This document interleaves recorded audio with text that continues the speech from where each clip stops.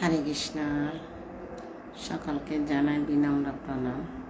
নিত্যং ভাগবতম আসারে উপস্থিত হয়েছে আপনাদের কৃপা আশীর্বাদ নিয়ে। আজকে হবে 112তম পর্ব। 112তম পর্বতে জানাই কৃষ্ণর প্রীতি ও শুভেচ্ছা। হরে কৃষ্ণ। নমো বিষ্ণু পাদায় কৃষ্ণ পৃষ্ঠায় ভূতলে শ্রীমতে জয় পতাকায় স্বামিনীতি নামিনে। নমো আচার্য পদায় নিতায় কৃপা পদায়িনে গুরুকথা দামোদায় নগর গ্রাম তারিণে।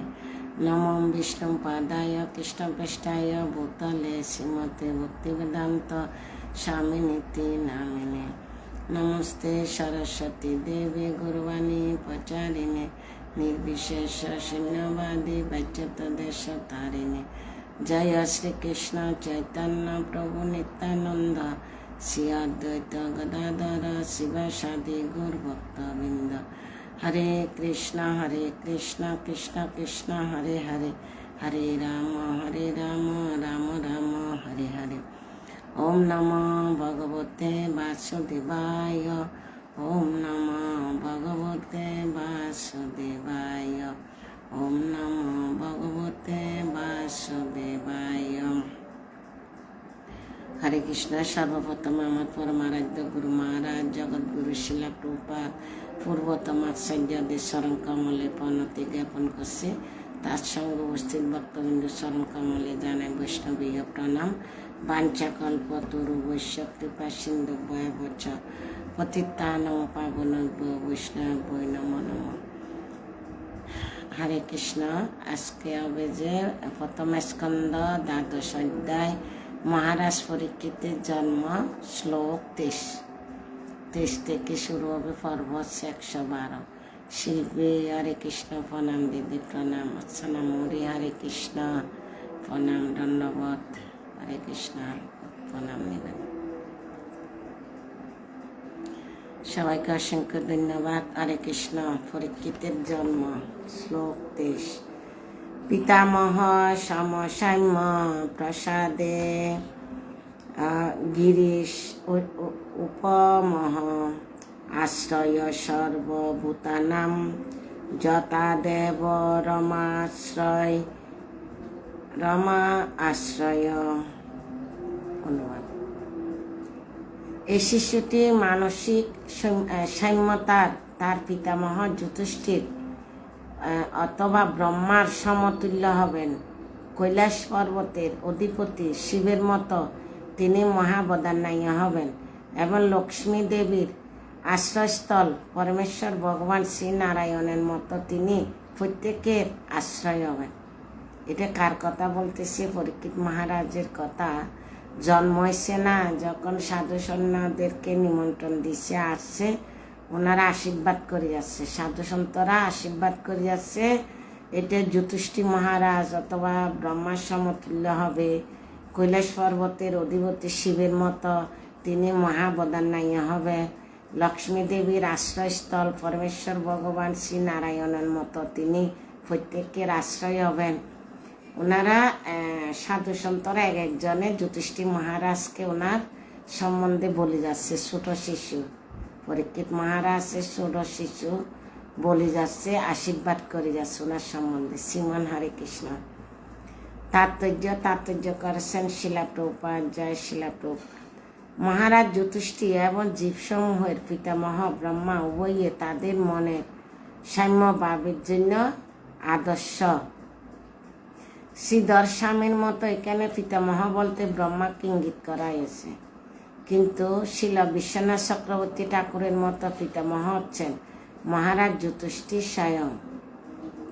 এই দুইটি দৃষ্টান্ত সমান উত্তম, কেননা উভয়ের পরমেশ্বর ভগবানের প্রতিনিধি বলে স্বীকৃত এবং তাই জীবের কল্যাণ যুক্ত হওয়ার ফলে তাদের উভয়ে মানসিক সাম্যতা বজায় রাখতে হয়। শাসন ব্যবস্থায় সর্বস্ত দায়িত্ব সম্পূর্ণ ব্যক্তিকে, যাদের জন্য তিনি কার্য করে থাকেন, তাদের কাছে থেকে নানান প্রকার সমালোচনা এবং আঘাত সহ্য করতে হয়। ভগবানের সর্বশ্রেষ্ঠ ভক্ত গোপীরা পর্যন্ত ব্রহ্মার সমালোচনা করেছিলেন। গোপীরা ব্রহ্মাজির কার্যে অসন্তুষ্ট হয়েছিলেন। কেননা এই বিষয়ে ব্রহ্মাণ্ডে সৃষ্টিকর্তা রূপে তিনি তাদের চোখের ফলক করেছিলেন। ব্রহ্মাকে এটা নিন্দা করছে, গোপীরা চোখের ফলক দিছ, বন্ধ কেন করতে সিস্টেম করছ। তাই এই যে ভগবানের শ্রেষ্ঠ ভক্ত গোপীরা পর্যন্ত ব্রহ্মার সমালোচনা করেছিলেন।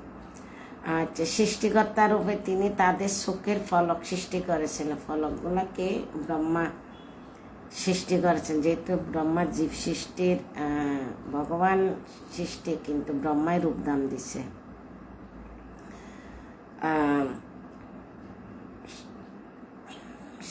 চোখের ফলক সৃষ্টি করেছিলেন, যার ফলে তারা শ্রীকৃষ্ণের দর্শনে বাধাপ্রাপ্ত হয়েছিলেন। তারা এক ফলকের জন্য তাদের প্রিয়তম শ্রীকৃষ্ণের অদর্শন সহ্য করতে পারে না। আমরা যে চোখটা বন্ধ করি, এই ফলকটা গোপীরা সহ্য করতে পারে নাই। গোপীরা চাইছে একদম এক নজরে দেখে থাকতে, কিন্তু চোখের ফলকটা এক নজর তাকে না, বন্ধ হয়ে যায়। তাই নিন্দা করছে কাকে? ব্রহ্মাকে। তারা এক ফলকের জন্য তাদের প্রিয়তম শ্রীকৃষ্ণকে অদর্শনে সহ্য করতে পারেনি। আর দায়িত্বশীল ব্যক্তিদের সমস্ত কার্যে যাদের সমালোচনা করার স্বভাব, তাদের সম্বন্ধে আর কি বলার আছে? প্রভুপাদ বলছে, যারা সমালোচনা করে তাদের সম্বন্ধে আর কি বলার আছে?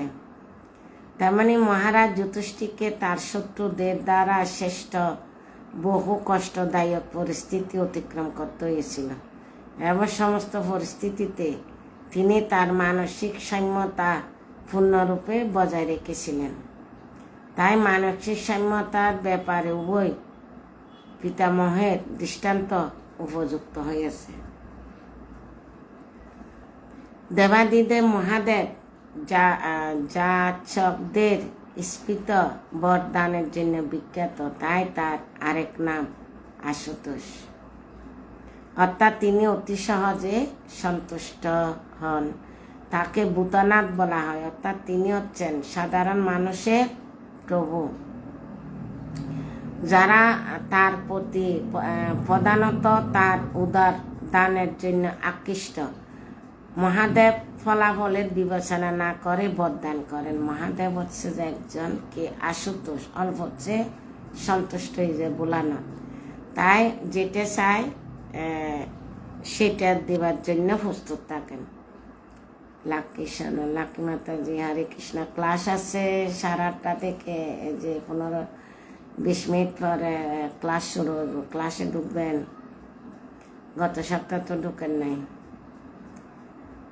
মহাদেবের ফলাফলের বিবেচনা না করে বরদান করেন। রাবণ মহাদেবের প্রতি অত্যন্ত আসক্ত ছিল এবং অনায়াসে তাকে সন্তুষ্ট করে। রাবণ এত শক্তিশালী হয়ে উঠেছিলেন যে সে ভগবান শ্রীরামচন্দ্রের বিরোধিতা পর্যন্ত করেছিলেন। অবশ্য রাবণ যখন দেবাদিদেব মহাদেবের প্রভু পরমেশ্বর ভগবান শ্রীরামচন্দ্রের সঙ্গে যুদ্ধ করেছিলেন, তখন মহাদেব তাকে সাহায্য করেননি। মহাদেব হরে কৃষ্ণ মাতাজি হরে কৃষ্ণ বিকশকে এমন একটি বরদান করেছিলেন যা কেবল বিপজ্জনক ছিল না, তা ছিল অত্যন্ত উৎপাদজনক। মহাদেবের কৃপায় বিকশর এমন শক্তি লাভ করেছিলেন যে সে কারো মাথায় হাত দিয়ে স্পর্শ করলে ব্যক্তিটি তৎক্ষণাৎ ভস্ম হয়ে যেত। বিকাশুর ভগবান শ্রীকৃষ্ণের কাছে শিবের কাছে বর চাইছে, তো শিবে অল্পতে তো সন্তুষ্ট বরদান করছে। তখন আশুতোষে বিকাশুরে চিন্তা করছে যে ও বরটা কি যার মাথায় হাত দিবে সে যেন মৃত্যু হয়ে যায়, ভস্ম হয়ে যায়। এখন বিকশরে চিন্তা করছে, তো আমাকে শিবে তো আমাকে বর দিছে, আগে শিবের মাথায় হাত দিই, শিবের মাথায় হাত দিলে শিব ভস্ম হব, তো আমি পরীক্ষা করি দেখে আরে। তখন শিবে বলছে, তুমি তো আশুতোষ তুমি তো বর দিছ, এখন আমি তোমার মাথায় প্রথম হাত দিয়ে দেখবো। শিবে বলছে, না না, শিবে তো জানে আমার যার মাথায় হাত দিব সে ভস্ম হয়ে যাবে। তখন দূরতে দূরতে দূরতে দূরতে ভগবানের কাছে গেছে, তো ভগবান রক্ষা করছে, বিকাশকে মেরে শিবকে রক্ষা করছে। তো বলছে যে আশুতোষ, তোমার নাম অল্পতে সন্তুষ্ট, যাকে তাকে বরদান দিও না, যাতে তোমার মৃত্যুর কারণ হয়, বিপজ্জনক হয়। হরে কৃষ্ণ, অসিতা বিশ্বাস, হরে কৃষ্ণ, অসিতা মহাজন, হরে কৃষ্ণ। সবাইকে অসংখ্য ধন্যবাদ। এই কথাটা বলতেছে যে মহাদেবের কৃপায় বিকাশর এমন শক্তি দান করেছিলেন যে সে কারো মাথায় হাত দিয়ে স্পর্শ করলে ব্যক্তিটি তৎক্ষণাৎ ভস্ম হয়ে যেত। যদিও মহাদেব তাকে বরটি দেন, তথাপি সেই চতুর অসুর মহাদেবের মস্তকে স্পর্শ করে সেই শক্তি পরীক্ষা করে দেখতে চেয়েছিলেন। সে বিপদ থেকে রক্ষা পাওয়ার জন্য তখন মহাদেব শ্রী বিষ্ণুর শরণাগত হতে হয়। শ্রী বিষ্ণু তার মায়া শক্তির দ্বারা বিকাশকে বিমোহিত করে তার নিজের মস্তক স্পর্শপূর্বক তা পরীক্ষা করে দেখতে বলেছিলেন। সে তা করেছিলেন এবং তৎক্ষণাৎ সে বিনাশপ্রাপ্ত হয়েছিল। তখন বিষ্ণুর কাছে গেছে শিব, বিষ্ণু তো শিবকে রক্ষা করছে। এবার বিষ্ণু বিকাশকে বলছে যে তুমি নিজের মাথায় তো নিজে দিয়ে পরীক্ষা করে দেখতে পারো। তখন বিকাশক যখন নিজের মাথায় হাত দিচ্ছে, নিজেই ভস্ম হয়ে গেছে। তো এই কথাটা এখানে তুলে ধরছে। এভাবে দেবতাদের কাছে বর প্রাপ্তি এক চতুর যাজকের উপদ্রব থেকে পৃথিবী রক্ষা পেয়েছিল। আসল কথা হচ্ছে যে শিব কখনো কাউকে বরদান করতে অস্বীকার করেন না, তাই তিনি হচ্ছেন সবচাইতে উদয়। যদিও তার ফলে কখনো কখনো তিনি ভুলও করে থাকেন। রমা মানে হচ্ছে লক্ষ্মী দেবী, রমার আরেক নাম লক্ষ্মী দেবী। আর তার আশ্রয় হচ্ছে ভগবান শ্রী বিষ্ণুর। ভগবান বিষ্ণু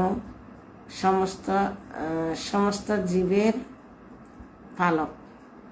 অসংখ্য জীব রয়েছে, কেবল এই পৃথিবী পৃষ্ঠের নয়, অন্যান্য শত সহস্র লোকেরও আত্মজ্ঞান লাভের পথে অগ্রসর হওয়ার জন্য তাদের সমস্ত সুযোগ সুবিধা প্রদান করেছিলেন শিব মহাজন। হরে কৃষ্ণ বলি, হরে কৃষ্ণ। শ্রী বিষ্ণু এবং শ্রী বৈষ্ণবের কেবল সকলের আশ্রয় প্রদান করতে পারেন, এবং যেহেতু ভগবান শ্রী বিষ্ণু মহারাজ পরীক্ষিতকে রক্ষা করেছিলেন, তাই যারা তার শাসনের অধীনে থাকতে চেয়েছিলেন তাদের সর্বত্রভাবে রক্ষা করা তার পক্ষে সম্ভব ছিল। তাহলে আমরা এটা অনেক বড় 23 নম্বর শ্লোকে বিকাশরের কাহিনী পেলাম, শিবের কাহিনী পেলাম। লক্ষ্মী দেবীর আরেক নাম হচ্ছে রমা। তো শিব অল্পতে সন্তুষ্ট হয়, কাকে বরদান দিয়েছে? বিকাশকে। বিকাশক কি করছে? প্রথম বলছে যে পরীক্ষা করে দেখি শিবের মাথায় হাত দিয়ে। তখন বলছে শিবটা তোমার মাথায় হাত দিয়ে পরীক্ষা করে দেখি। শিব বলছে না না না। তখন শিব বাঁকতেছে, যাইতে যাইতে বকুণ্ঠে যাই রে ভগবান বিষ্ণু রক্ষা করছে। তো এখন বিষ্ণু বলতেছে যে তুমি নিজের মাথায় দিয়ে দেখো, এটা একটা পরীক্ষা, তোমার পরীক্ষা উত্তীর্ণ হবে, তুমি নিজের মাথায় দিয়ে দেখো। তো দিশে ভস্ম হয়ে গেছে। শ্লোক 24 ছিলাম অনেক বড় বড়।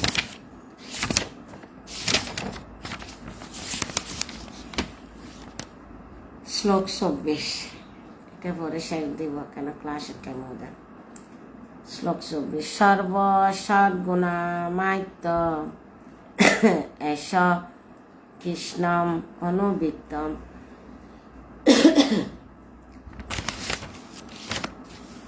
অনুব্রত রন্তি দেব ইব উদার যজাতি বদামি।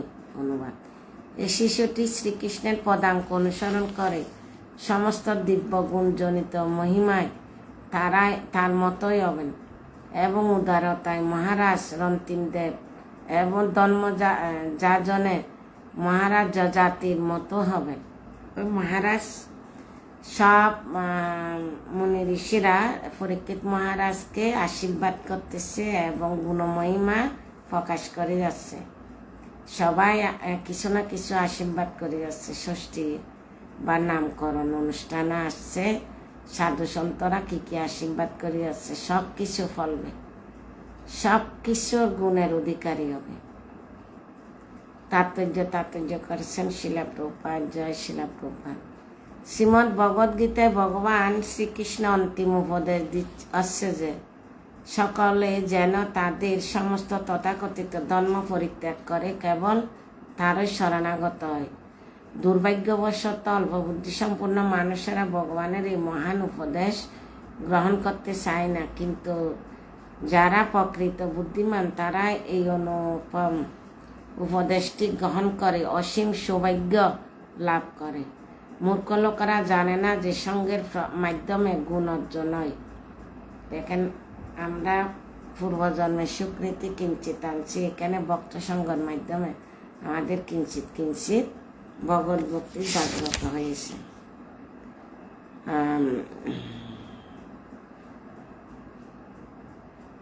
যযাতি এই পৃথিবীর একজন মহান রাজা ও বিশেষ সমস্ত মহান আর্য ও ভারতীয় ইউরোপীয় গোষ্ঠীর সমস্ত মহান রাষ্ট্রগুলির আদি পূর্বকৃত।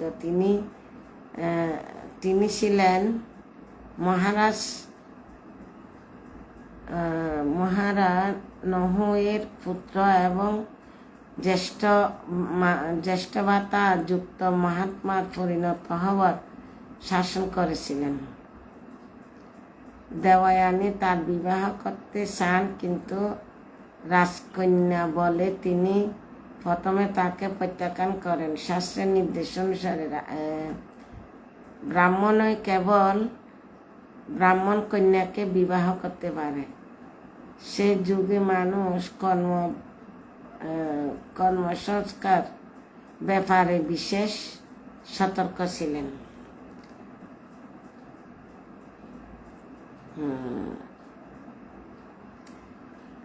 এখানে শুক্রাচার্য তখন গোপনে তিনি শমিষ্ঠাকে বিবাহ করেছিলেন। কি শুক্রাচার্য সম্রাট যযাতিকে নির্দেশ করেছিলেন যে তিনি যেন কখনো শমিষ্ঠাকে তার শয়নকক্ষে না ডাকে, কিন্তু যযাতি তার সে নির্দেশ পালন করতে পারেননি।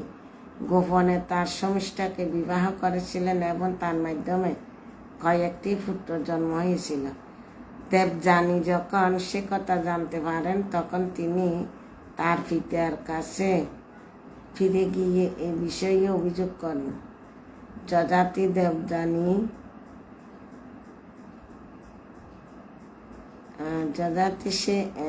দেবযানী শুক্রাচার্য যান এবং শুক্রাচার্য তার প্রতি ক্ষুব্ধ হয়ে তাকে জরাগ্রস্ত হওয়ার অভিশাপ দেন। যযাতি সে অভিশাপ ফিরিয়ে নেওয়ার জন্য তার শ্বশুরের কাছে বিনীতভাবে প্রার্থনা করেন। শুক্রাচার্য তখন তাকে বলেন যে তার কোনো পুত্র যদি সে জরা গ্রহণ করে তার যৌবন তাকে দান করেন, তাহলে কেবল তিনি তার যৌবন ফিরিয়ে পেতে পারেন। যযাতির 5টি পুত্র ছিল। ভগবান রাধাকৃষ্ণ আরে যযাতির বিবাহ করিবার জন্য 5টি পুত্র পরে বিবাহ করার জন্য কি খামে আসক্তি। বিবাহ করার জন্য পুত্রকে বলছে যে তোমার যৌবনী আমাকে দাও, আমার বৃদ্ধ তুমি নাও। 5 জন পুত্র কে তর্বসু, দুহ, অনু এবং পুরু, এই 5টি পুত্র থেকে 5টি বিখ্যাত রাজবংশের উদ্ভূত হয়, যথা যদুবংশ, যবন, তুরস্ক,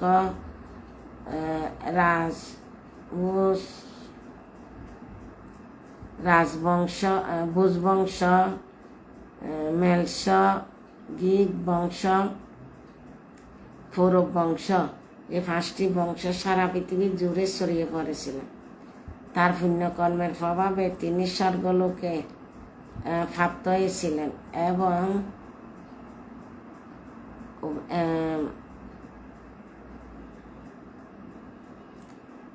এবং অন্যান্য মহাত্মাদের সমালোচনা করার জন্য তিনি সেখান থেকে পতিত হন। তার পতনের পর তার কন্যা এবং দরিদ্র তাদের সঞ্চিত পুণ্য তাকে দান করেন এবং তার দেহের এবং সকা শিবির সাহায্যে তিনি পুনরায় স্বর্গলোকে উন্নীত হন। এগুলা যজাতির কথা বলা আছে। হরে কৃষ্ণ। তিনি 1000-এর অধিক যজ্ঞ করেছিলেন।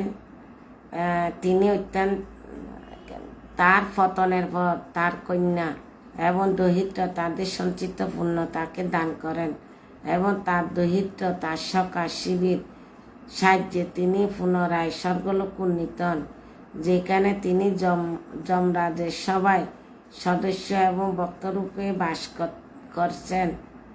তিনি 1000-এর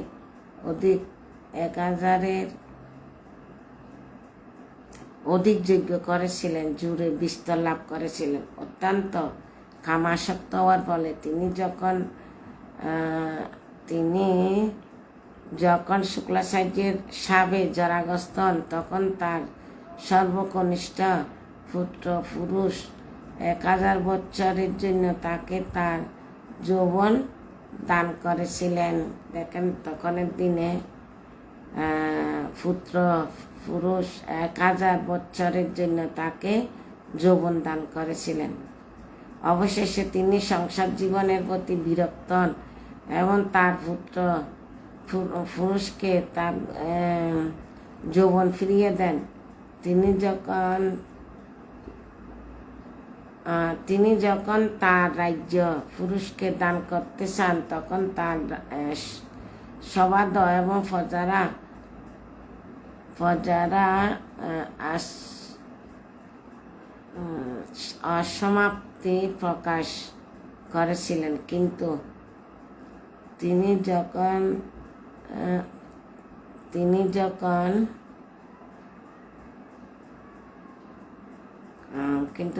যখন তার প্রজাদের কাছে পুরুষ মহিমা বিশ্লেষণ করেন, তখন তারা পুরুষকে তাদের রাজা রূপে গ্রহণ করতে শিক্ষিত হন।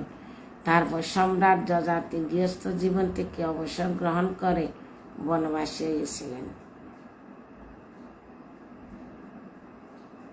বিষ্ণু। হরে কৃষ্ণ।